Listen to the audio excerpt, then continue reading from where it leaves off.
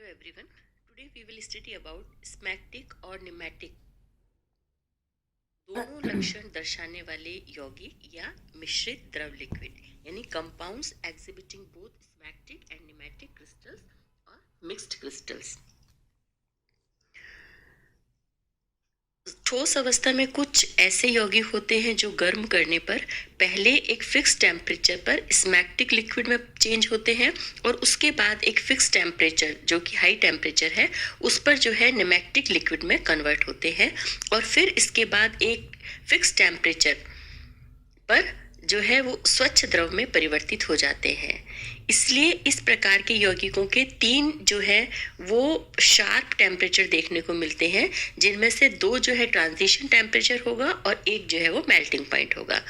जैसे कोलेस्ट्रॉल माइरिस्टेट है ना, इसका जो ट्रांजिशन टेम्परेचर यानी संक्रमण ताप है वो क्या है, पहले 72 डिग्री सेंटीग्रेड और दूसरा 78 डिग्री सेंटीग्रेड है और मेल्टिंग पॉइंट इसका है 83 डिग्री सेंटीग्रेड।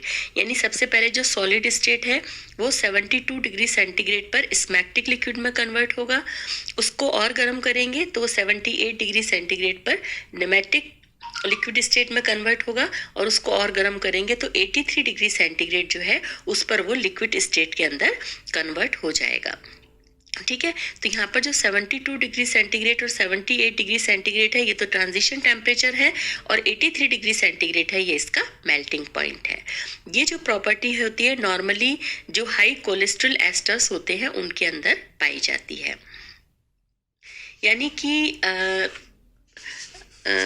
ये जो आपके मिक्स्ड क्रिस्टल्स क्या हो गए कि there are some solid compounds which when heated changes into a smectic liquid at a definite temperature.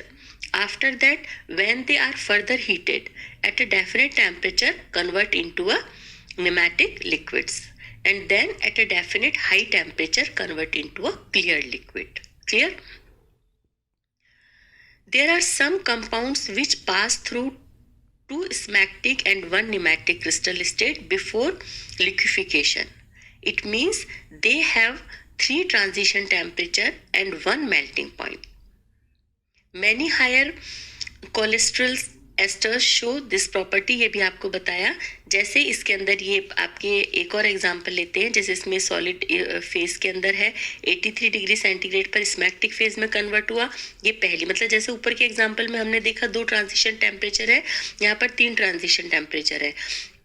उसमें 2 स्मैक्टिक फेज है, एक निमैटिक फेज है और फिर उसके बाद में क्लियर लिक्विड क्रिस्टल के अंदर लिक्विड फेज के अंदर वो कन्वर्ट होता है। ठीक है, यानी सॉलिड फेज में 83 डिग्री सेंटीग्रेड पर स्मैक्टिक फेज बनी, फिर 91 डिग्री सेंटीग्रेड पर स्मैक्टिक फेज बनी, फिर उसको और गर्म किया तो 118 डिग्री सेंटीग्रेड पर निमैटिक फेज में कन्वर्ट हुआ और उसको और गर्म करने पर 139 डिग्री सेंटीग्रेड पर लिक्विड फेज के अंदर कन्वर्ट हुआ। यानी कुछ यौगिक ऐसे भी ज्ञात हैं जो 2 स्मैक्टिक लिक्विड फेज और एक निमैटिक फेज से गुजरते हैं और इस प्रकार कुल 4 जो है वो फिक्स टेम्परेचर होते हैं, जिनमें से 3 जो है वो ट्रांजिशन टेम्परेचर हो गए और एक जो है वो मेल्टिंग पॉइंट हो गया।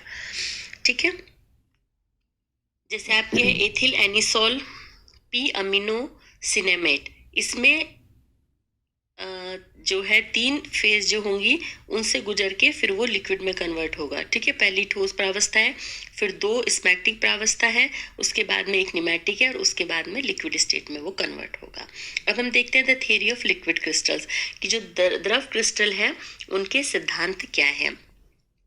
देखो जैसे अभी हमने पढ़ा कि जो लिक्विड क्रिस्टल है एक प्रकार से क्या है, टर्बिड लिक्विड है ना, और जो लिक्विड क्रिस्टल्स है इनके सिद्धांत में द्रव में जो टर्बिडिटी है इसका कारण बताने का प्रयास किया गया कि ये क्यों होता है, ताकि लिक्विड क्रिस्टल के गुणों को अध्ययन किया जा सके। सबसे पहले लेहमान साइंटिस्ट थे जिन्होंने कि द्रव क्रिस्टल को स्टडी किया था और उसके बारे में उन्होंने बताया था कि अगर हम माइक्रोस्कोप से उसको देखते हैं तो उसमें कई पार्टिकल्स दिखाई देते हैं और सूक्ष्म कोई पार्टिकल दिखाई नहीं देते हैं, है ना, और ना ही इस द्रव के कणों को फिल्टर पत्र से छाना जा सकता है। जब माइक्रोस्कोप से उन्होंने देखा कोई पार्टिकल नहीं दिखाई दे रहे थे, मतलब टर्बिड है, टर्बिडिटी है तो, लेकिन पार्टिकल कोई दिखाई नहीं दे रहा और फिल्टर पेपर से छानने पर भी कोई पार्टिकल नहीं आ रहा। इस आधार पर लेहमान ने द्रव क्रिस्टल अवस्था को एक ये बताया कि होमोजीनियस सिस्टम है, जिसमें जो टर्बिडिटी है वो केवल एक ऑप्टिकल इफेक्ट है जिसके कारण से होता है। ये बताया था कि प्रकाशिक प्रभाव के कारण से होता है। ठीक है, मतलब Lehmann first studied liquid crystals and found that no particles is seen through the microscope and this turbid liquid could not be filtered by any filter paper. On this basis, Lehmann called this liquid crystal state at homogeneous system where turbidity is due to an optical effect. ठीक है, अब इन्होंने जो द्रव क्रिस्टलों का जो सिद्धांत है उसमें से एक है स्वाम थ्योरी. स्वाम थ्योरी के अकॉर्डिंगली क्या है, इसको जो वो साइंटिस्ट थे उन्होंने इस थ्योरी का प्रतिपादन किया था. और इस थ्योरी के अनुसार क्या है कि जो अवयवी अणु है विभिन्न स्वाम में समूह ग्रुप के अंदर होते हैं और उसमें समानांतर रूप से छोटे क्रिस्टल के समान व्यवहार करते हैं, परंतु ये समूह संपूर्ण द्रव्यमान में अव्यवस्थित रूप से रहते हैं. आविलता का मुख्य कारण विभिन्न समूहों की सीमाओं से होने वाले प्रकाश का प्रकीर्णन होता है. और प्रत्येक समूह अपने आप में पारदर्शी होता है, परंतु संपूर्ण द्रव जो है, पूरा जो द्रव होता है वो आविल द्रव दिखाई देता है. आविल द्रव जो है वो एन आइसोट्रॉपी शो करता है. तो ये है the swarm theory of liquid crystals, यानी ग्रुप थ्योरी भी इसको बोलते हैं. समूह, स्वाम का मतलब होता है ग्रुप, समूह. This theory was given by Bose. According to this theory, जो constituent molecules are arranged parallelly in different groups called swarm, but there is no definite arrangement of these groups. Even swarm is like a small crystal, but they are randomly distributed in the whole mass. The main cause of turbidity is scattering of light, है ना. जो light जब डालते हैं, जो scatter होते हैं, उसके कारण से होता है from the edges of different groups. The structure of liquid crystal based on Swarm theory is shown in figure. इसके अंदर ये देखो, ये दिखा रखा है. ये इसमें आपके देखो स्मैक्टिक फेज जो है उसकी स्ट्रक्चर दिखा रखी है, निमैटिक की दिखा रखी है, कोलेस्ट्रॉल की दिखा रखी है, और जो क्लियर होता है स्वच्छ पारदर्शी संरचना है वो दिखा रखी है. ठीक है. Every swarm is transparent but whole of the liquid appears turbid. Turbid liquid shows anisotropy. अब जब हम टेम्परेचर इंक्रीज करते हैं, so by increasing temperature of this liquid crystals, velocity of the molecule is increased and molecules of different swarms or groups mix with each other. Hence, size of the swarm decreases. ठीक है. At a definite temperature, groups become very small and stop scattering of light. Thus, at this temperature, liquid crystal becomes transparent and changes into clear liquid. This temperature is melting point of the liquid crystal. Clear liquid shows isotropy. By reducing the temperature, the same process is reversed, and at the same temperature, liquid becomes turbid. ठीक है ना. यानी जब हम क्या करते हैं, liquid crystal का टेम्परेचर बढ़ाते हैं तो अणुओं की गति बढ़ती है और विभिन्न समूहों के अणु एक दूसरे में मिक्स हो जाते हैं और समूह के जो आकार हैं वो छोटे हो जाएंगे. अब एक फिक्स टेम्परेचर पर क्या होगा, बहुत ये जो ग्रुप है वो बहुत छोटे हो जाएंगे और प्रकाश का जो प्रकीर्णन है वो बंद हो जाएगा. इसीलिए इस टेम्परेचर आविलता जो है वो विलुप्त हो जाएगी और द्रव क्रिस्टल जो है पारदर्शी होगा और क्लियर लिक्विड में चेंज हो जाएगा. ये जो टेम्परेचर है द्रव क्रिस्टल का मेल्टिंग पॉइंट कहलाता है.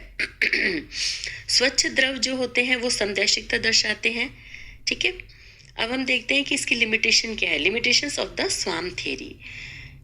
इसमें कि जब लिक्विड क्रिस्टल को हमने गर्म किया तो क्या होगा, एक फिक्स टेम्परेचर जो गलनांक है उस पर वो स्वच्छ और पारदर्शी में कन्वर्ट हो जाता है. ये भी हमने पढ़ा. ठीक है. लेकिन प्रयोगों में तुरंत ये जो चेंज होता है वो क्या होता है, सडन होता है. और ये परिवर्तन एकदम से सडन क्यों होता है, ये इस सिद्धांत से, इस थ्योरी, स्वाम थ्योरी से हम नहीं समझा पाए. इस सिद्धांत के अनुसार जो परिवर्तन होता है वो धीरे धीरे होता है. ठीक है. सेकंड क्या है कि द्रव क्रिस्टल अवस्था कुछ ही यौगिकों द्वारा दर्शाई जाती है और वो भी उन्हीं यौगिकों के द्वारा जिनमें की बहुत बड़ी श्रृंखला युक्त अणु होते हैं. ठीक है. जिसे हम दीर्घ श्रृंखला युक्त अणु कहते हैं. इसका जो स्पष्टीकरण है वो इस सिद्धांत के द्वारा नहीं दिया गया. ठीक है, यानी the liquid crystals state is shown by a few compounds having a very long chain, this could not be explained by this theory. और एक और है इसका कि स्मैग्मेटिक लिक्विड क्रिस्टल को जब हम कांच की प्लेट पर रखते हैं तो ये एक सीढ़ी नुमा संरचना बना लेता है। तो द्रव क्रिस्टल के इस गुण को हम इस सिद्धांत से स्वाम थ्योरी से नहीं समझा पाए कि when smectic liquid is placed on a glass plate it makes a staircase like structure which could not be explained by this theory। तो ये इसकी लिमिटेशंस थी। अब हम देखते हैं applications of liquid crystals. Liquid crystal जो है उनके अनुप्रयोग क्या है, इनको हम कई जगह पर काम में लेते हैं क्योंकि इनके जो ऑप्टिकल और इलेक्ट्रिकल गुण होते हैं इनके अंदर, इसके कारण से कई जगह काम में आते हैं। जैसे नंबर डिस्प्ले के अंदर काम में आता है, मॉनिटरिंग बॉडी टेम्परेचर जिसमें हमने थर्मोग्राफी है ना, 7 सेगमेंट सेल है, इनके अंदर हम इनको काम में लेते हैं।